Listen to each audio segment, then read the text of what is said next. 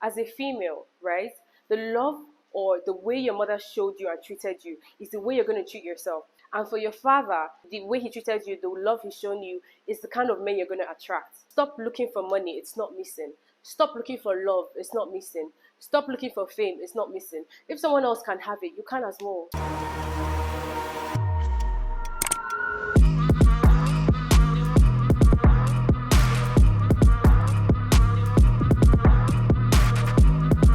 Hey besties, welcome back to my YouTube channel. You know, when I'm sat like this, we're always talking about something that just makes sense. I was sitting down in my bed one day and I was just like, oh my god, like a lot of people go through life and they don't heal from their past traumas. And what they do is they place the responsibility to heal on other people. They end up hurting them and end up building their trauma, and then they just keep walking around hurt and confused and not actually learning to love themselves and knowing that the real love they require from people, you have to first give it to yourself. So today we're going to talk about how to heal from past traumas. Yo, I'm just recuperating, by the way. I wasn't feeling too good, but I feel much better now. So bear with me if you're seeing me like space out sometimes. Today's video is sponsored by Alipearl Hair. I'm matching with the box. That's fucking amazing. So y'all know it's not the first time of Alipearl being on our YouTube channel, so I'm super excited to have them back. Can you guess what the color of hair is? Just like type the color of the hair is dot dot dot dot dot, but it's not right here in the box because we have to pluck it. It came with lashes, it came with a band, it came with a bigger band, it came with a brush, it came with a wig cap, oh, and a cute bag, and it also came with like an instruction list of how to do it and what to do.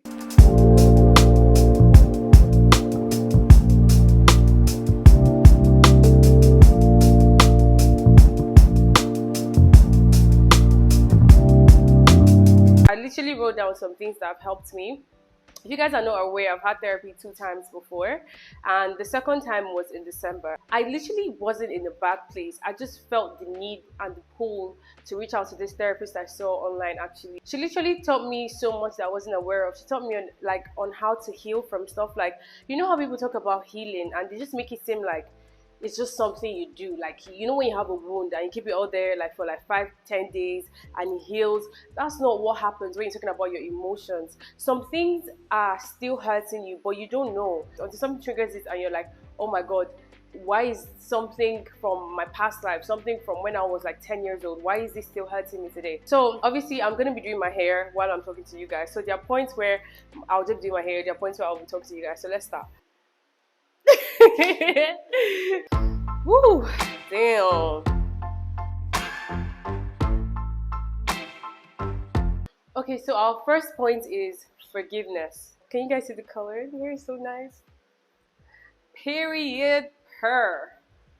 So when people talk about forgiveness, right, sometimes we make it so like normal. We make it seem like it's a normal thing, like, oh yeah, forgive, forgive. It actually is such a deep part of healing. Forgiveness is forgiving yourself for even like being in it like in total, and forgiving other people for what they did, knowing that they didn't know better. And even if they did know better, like, you still have to let go of it. And it's not as easy as saying, oh, I'm letting go. It's actually taking a deep breath. Imagine yourself where you were when that happened to you. And obviously it might not just be one thing, it might be several things. And that's why you imagine yourself where, how you were, how you looked, what you were wearing when it happened to you, and imagine that person and telling them that you forgive them. Because as you grow, you start to understand that, okay, yeah, your childhood was rough, but maybe it was because your parents didn't have money, or maybe it was they were working so much. You start to make excuses for them. But when you were a child, you didn't know anything. All you knew was like, okay, I was put in this world to be shown the way by my parents, and even if they tried their best, they didn't do that much, and they just hurt me, and my childhood was so traumatic. Right now, as you're grown, you're gonna make excuses and be like, oh yeah, I understand what they were going through because now I'm an adult and I know how hard it might be, how hard life might be. But when you were a child, you didn't know that. So you need to excuse yourself as a child and imagine yourself as a child. One thing that I learned was, even if you have a baby picture, take out that baby picture, look at yourself, imagine yourself as a child, and tell your parents you actually forgive them. Like, you don't have to call them, you can if you want to, but work with your mind, because your mind is so powerful. Honestly, when I started doing this, it really helped me so much, because when I started talking to my therapist, first off, I found out that there were thoughts in my head that I had subdued. I found out there were so many things that I hadn't like made important. And I realized that, wow, this was part of the reasons why I was traumatized, and part of the reasons why love felt so hard, because I didn't see anyone that was giving genuine love growing up. I didn't understand. Marriage just felt like people were just getting into it to hurt themselves. And I was like, this isn't love. Like, do you get what I mean? When you watch the movies, they show you a different part of love. But when you look at your reality as a child, the people around you, they're not actually showing you genuine example of love. And you have to learn that on your own. So this really pulls me to the point of your inner child. Let me tell you what something that happened in January. Something happened and I literally broke down to tears and I was crying so much. Like, you know how you can cry and be like, okay, yeah, this happened, it hurt. I was crying so deeply and so much. And I realized that I wasn't the person crying. It was my inner child that was crying. She was the one crying for help because she felt unloved, because one thing made her feel so unloved that every single thing just felt like, wow, like every single thing said to compile. And it really hurt. Like, that was when I realized that, oh my God, I am not just protecting myself, I'm protecting her.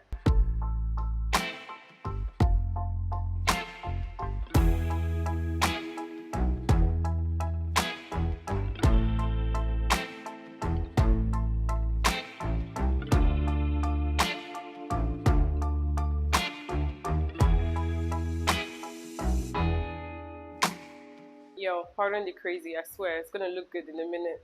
So, one thing I had to learn was that when you take actions, when you do stuff, you're not just doing it to yourself, you're doing it to your inner child. You need to be that adult that she didn't have. And maybe your trauma is not from your childhood, maybe your trauma is from someone you used to date, or any other situation at all. You need to realize that it's her that hurts most of the time, because you grow and she's still a child within you. When things happen that trigger you, it's her that it triggers, not you directly. So when you're doing things, you need to consider her the most. You're going to be the person that protects her as you grow, because she's always there with you. There's this animated film I watched. It's called Undone. It's actually a series. It's really good. And most times when I watch series or I read a book, it's like, I don't know what to call it, a third eye, but I'm gonna call it a third eye, because it's like another part of me reasons it in a way that is not there. Like, I'm when I watch some things, I'm not seeing it the way it is, like just ABC, black and white. I'm literally seeing it as in the perspective of which is like an inner deep perspective, because I have awoken that part of me that is deeper than just, oh yeah, the surface level. So when I was watching it, there was a point whereby like she went to her past, right? And that was basically all about it. Like, she's going to her past, she has different lives, she has different worlds in which she's young, she's this, and different things are happening at the same time. So there was this part of her life that she needed to change something about, so her dad won't die, right? So she went to this particular time, and this lady was an old woman. She was in a psychiatric hospital. Skip, skip, skip. So they had to go back in time of that lady when she was young. And when they went back in time of that lady, it was in her mind. It's all in mind. Like, when you watch it, you're just like seeing it as Rick and Morty or some random shit, but it's not, because when you understand it, it's like, wow. So they go back in time, and the small child, she was locked in the door. Her young self was locked in a door, and they were trying to like knock. They were like, we're here, we're going to open it. And she was like, no, like, she doesn't want to come out, she doesn't want to come out, that no one loves her. And this was the maybe 6 year old of the old woman that is now in a psychiatric hospital. Please, I beg, the way you're combing it is so basically she's knocking at the door, they're knocking at the door trying to get the girl out, because they want to find out why the woman is in a psychiatric hospital. Skip, skip, skip. Finally, they were able to lure her out, and she came out and she was showing them different versions of her. So she showed the baby, showed not the baby, the 6 year old, that's the younger part of the older man, showed the people that were with her, and they were showing her, like, she was showing her, oh, when the woman got married, like stage of her life when she got married, stage of her life when she gave birth, stage of her life when she did this and did that.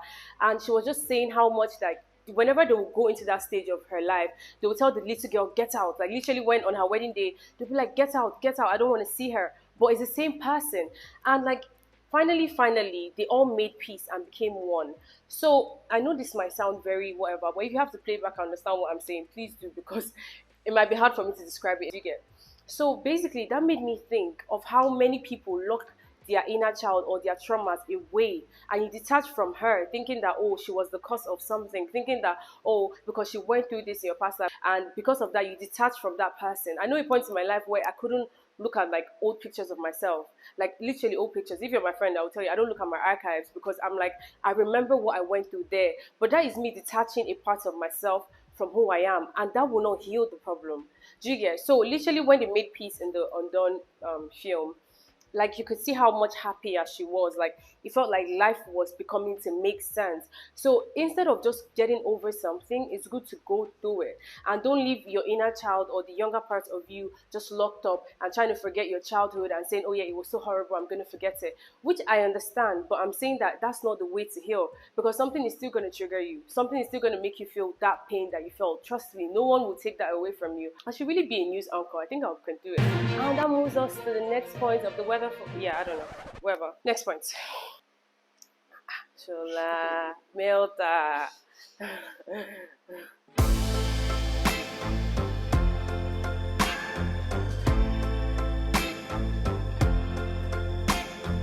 So this moves me to the next point of, don't expect others to heal you.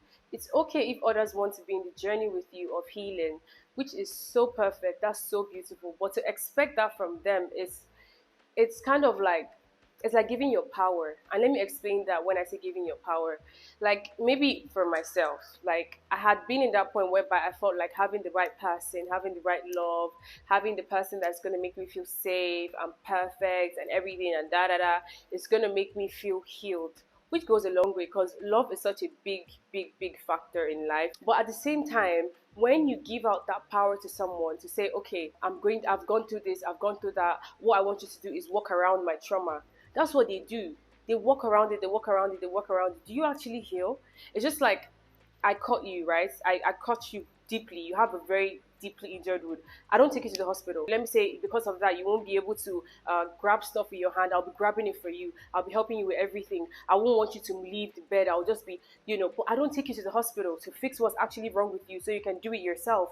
So actually, when you grow, you need to learn that, like, you need to do the work yourself and not just give it to them and give them that responsibility. Like I said, it's okay to, if you find the right person for you that's also healed, that is perfect. But most people that walk around, older, younger, they're traumatized. They have their own pain.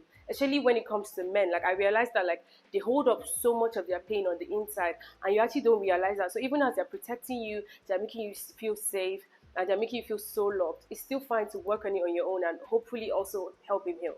Moving on to the next point. Why you keep attracting the same people in different forms. Whew, let me tell you something, right? So I was seeing someone, and there were some red flags and some things that I honestly didn't like. And eventually, when we ended it off, I was happy because I was like, yeah, cool, that's in the past. And then the other person that came towards me and we started talking again, I realized that it was literally the same fucking person, but in different form, in different diameter, and different, but it's the same thing. I was just like, oh my god. And when it hit, I had to ask myself, because I was like, okay, wait. First off, what did they see in me that they find it comfortable to come with this thing that I don't even like and be like, yeah, she's gonna be cool with it? Do you get what I mean? Or what do I see in them that is common that I find attracted to? And I realized that what I was seeing in them was emotional unavailability. I was seeing it. No matter how many times I said, "Oh yeah, I want to be with someone full time. I'm wife material. I want to be in a relationship. I can't be playing in the streets." No matter how many times I say that, my mind was kind of like accustomed to having someone that isn't constant. You might show me all the love on my text every day, you might see all the time, but there's always that hot and cold, hot and cold, hot and cold. And the hot does not mean that you're insulting me and we're fighting. No, not that kind of hot and cold. It's the kind of, I come close, I give a distance. I come close, I give a distance. And I realized that and when I was speaking to my therapist, sorry, this comes up a lot. I like giving people credit.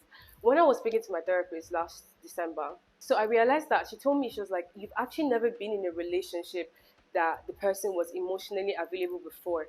And I was like, no. I was like, I've been with someone for 2 years. I've had relationships, like, not much, but I've literally been in love before. I've felt all of that. She was like, no, from what you're telling me, none of these people were emotional, available. They weren't. They just, even them too, they thought they were, just like I was. Them too, they had their traumas. Do you understand? And they ended up hurting me and ended up being so bad. So I was like, oh my God. So when I realized that, I was like, okay, fine, that's cool. And she traced it back to my childhood. I don't give too much information on that, but she traced it back to a lot of things. And she told me something. This is a very important thing I really want you guys to take from me. As a female, right? The love or the way your mother showed you and treated you is the way you're going to treat yourself. The love your mother showed you, the way she treated you, is the way you're going to treat yourself. And for your father, the way he treated you, the love he's shown you, is the kind of men you're going to attract. I really want you to take that in, like write it down, take it in, because it's the truth. And when I looked at that, I was like, oh my God. Wow. The next point is you're your one true love, and you need to stop looking for that in other people. Let me tell you something a pastor said before. Apostle Joshua, he's an amazing apostle. I listen to his sermons. He's honestly amazing. I think it's an essay. I don't know if you guys know of him. He's really popular on TikTok. So one thing he said, stop looking for things they aren't missing. Stop looking for money. It's not missing. Stop looking for love. It's not missing. Stop looking for fame. It's not missing. If someone else can have it, you can as well. Like, trust me, we're all children of God. Someone else told me that as well.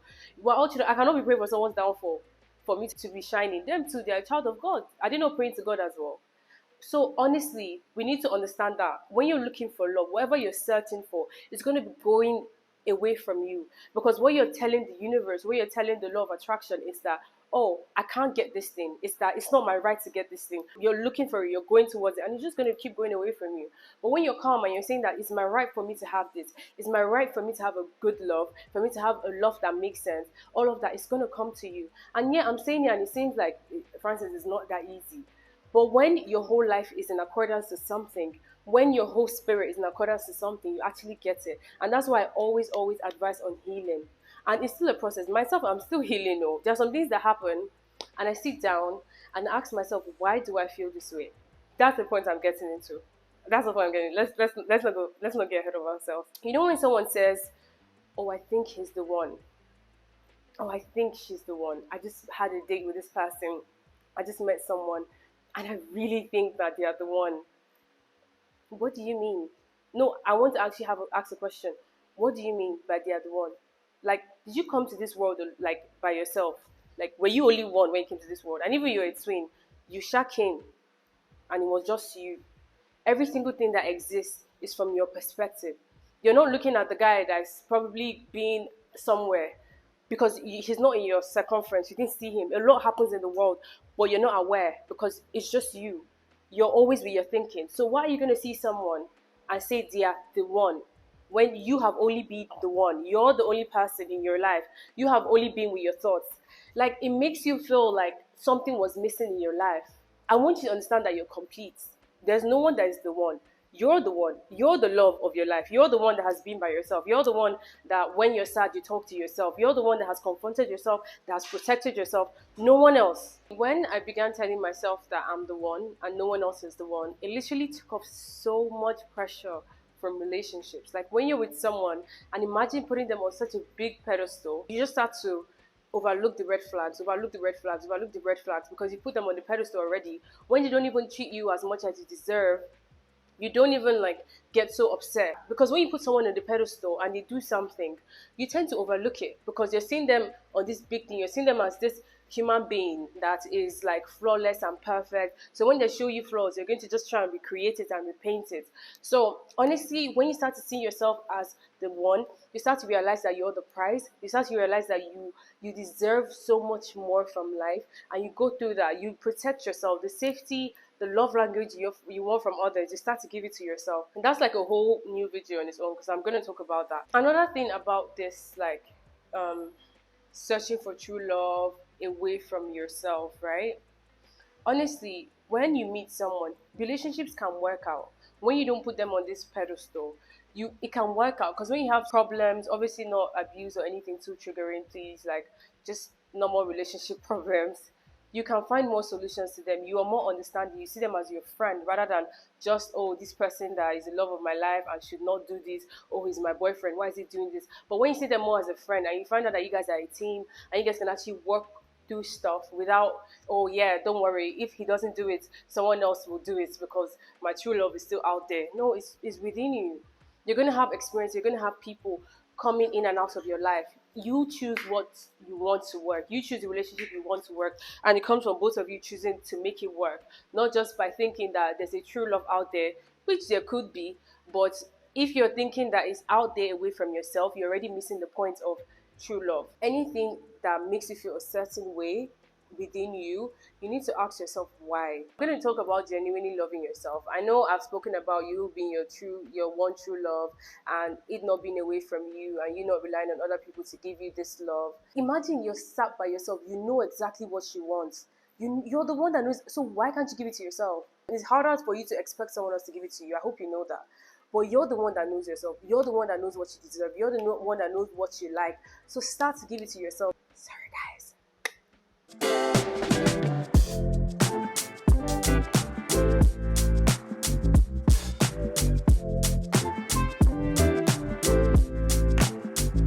One thing I heard one time when I felt like abandoned, not in like any sense, just something that made me feel like I was alone. And I realized that like no one completes me. I'm already complete. I'm a whole person. I have all my shit, everyone does, and like I have my mind, which I have grown to be so beautiful. I literally I'm so proud of my mind, and like I have all of these things, and I'm like, wow, any other person that comes into my life is an extra. Like it's not like I don't need you. I want you. Do you get what I mean? It's not a sense of like that if you leave I'm gonna be empty. And it's fine. Maybe you have that attachment whereby you're already attached with someone deeply and you're like, okay, yeah, I need this person in my life and everything. But genuinely all you need in your life is you. Do you get, you want them in your life. But if they walk right out the door, I promise you won't die. I promise you're going to be okay. It might hurt a bit. Imagine all of that happening and you're working on yourself. So that's why people say that, like, oh, you learn the biggest lesson when you're in pain. Because it's when someone is in pain and they're hurting, that's when they want to be better so bad. But imagine if you don't have to be in pain. Show the universe that no, they don't have to show you pain for you to be better. They don't have to add to your trauma for you to want to heal. You might be happy, but you should still heal from things. This goes to my next point. Allow yourself to let people you're dating understand your past rather than trauma dump. So trauma dump, in my explanation, I don't think is a real word or phrase. Um, it's like rather than saying this happened to me and because of that this and this could trigger me, or when you do this it makes me feel like this and this, rather than doing that what you do is get angry at the person with no explanation of so they're saying it like why are you overreacting, like I just did this, it's so small, like it's not that much of a big deal, and rather you saying oh yeah but I know it doesn't seem like much of a big deal, but it's a big deal for me because of this and this. And if they truly love you, they will understand that and they would be like, okay, yeah, more welcoming to what you're saying. Don't just get angry at people for no reason and be like, oh yeah, this, that, like throwing it at them, all that. No, like breathe, calm down. No one is trying to hurt you.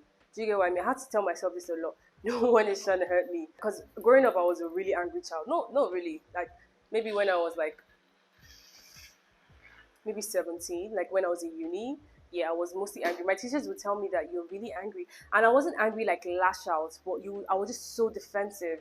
Do you get what I mean? And I didn't understand it until when I like grew up more and I was like, oh my God, I understand why I was so angry because I just felt like the world was against me. I just felt like things weren't clicking. I just felt like all I knew was just to rebel. Do you get what I mean? It wasn't that bad, but yeah, people that got it, got it. So let people, especially when you've been dating them for like over 4 months. I would say over 4 months because, let's not rush into telling whoever you just saw 2 months ago about all your past. You could welcome them, but over 4 months is safe for you to be able to tell them more and for them to understand you more and deeper. Because even though your past is in your past, most of the time it still reflects on your present. So what we want it to do is for it to not reflect in our future.